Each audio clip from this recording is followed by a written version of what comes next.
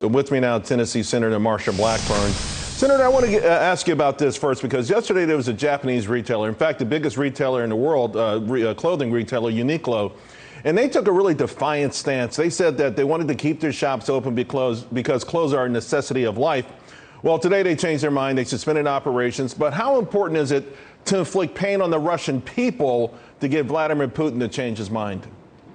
When we talked with President Zelensky on Saturday, one of the points that he mentioned was pain for the Russian people so that they begin to figure out what is going on. Charles, many of them do not realize that Russia is carrying out a war in Ukraine, and making certain that they know what is going on is one of those things that is important to Zelensky. He mentioned this along with the other things that he needed. And of course, you had MasterCard, Visa, American Express stop their processing, as well as some of the banks being removed from the SWIFT system. Now, here at home, you are trying to get President Biden to change his mind.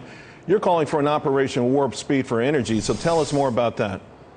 Yes, what we saw was a very successful Operation Warp Speed for vaccines that President Trump led, calling together the federal agencies and the private sector and saying, let's get this vaccine to market in a matter of months, not years.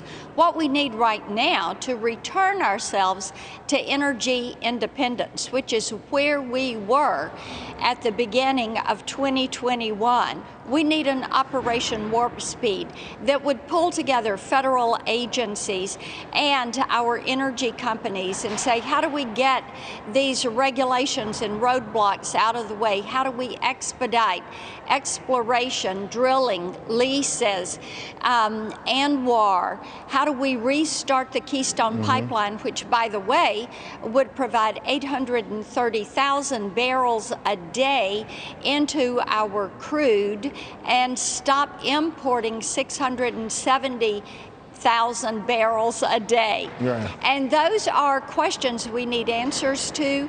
Our best and brightest minds, our federal agencies, our companies should be involved in this. We are an energy-based economy, and it is going to be vital that we solve this problem quickly. Senator, I love that idea. We all rallied around the need to get a vaccine. Everyone said it was impossible, and we did it.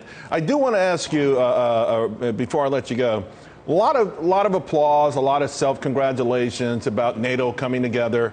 But I think the first real test may have been a flop. The administration pressured Poland to give Ukraine several of those MiG-20 fighter jets.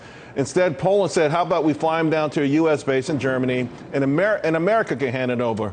I guess America maybe got the point, the administration, because Vice President Harris has rushed over to Poland in an attempt to sort of smooth things over.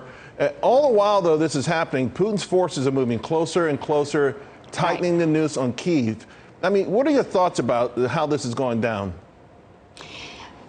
Months ago, I wrote the White House saying now is the time for sanctions, economic sanctions, sanctions being kept on Nord Stream 2, and sales of lethal aid to Ukraine so they could protect themselves. We need to be getting lethal aid to them, things that they can use, whether it's the MiG-29s, whether it is drones.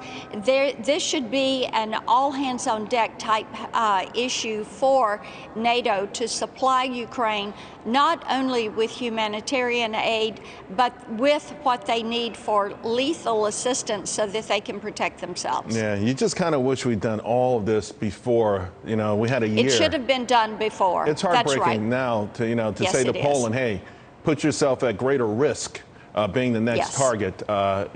Anyway, Senator, it's been far too long. Always appreciate your wisdom, and I love what you're doing. Operation Warp Speed, we've got the energy. Let's save ourselves and our middle class and our poor people and our businesses. Thank you so much. Thank you.